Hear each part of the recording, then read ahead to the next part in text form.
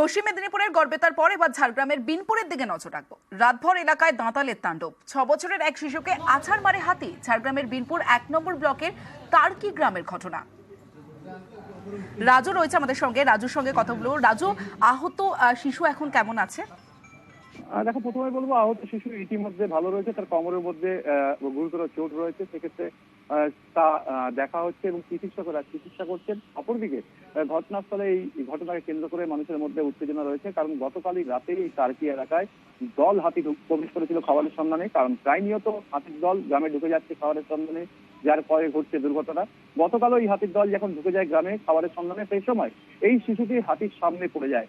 একটি হাতি তাকে শুলে ধরে আছাড় মারে এবং তাতেই সেই শিশু আহত হয়। তাকে গুরুতর আহত অবস্থায় প্রথমে লালগঞ্জ স্বাস্থ্য কেন্দ্রে এবং সেখানে নিয়ে আসলে তার শারীরিক অবনতি দেখে তাকে মেদিনীপুর স্থানান্তর করা হয়। ইতিমধ্যে মেদিনীপুর মেডিকেল কলেজে তাকে ভর্তি রাখা হয়েছে এবং সেখানেই তার চিকিৎসা চলছে।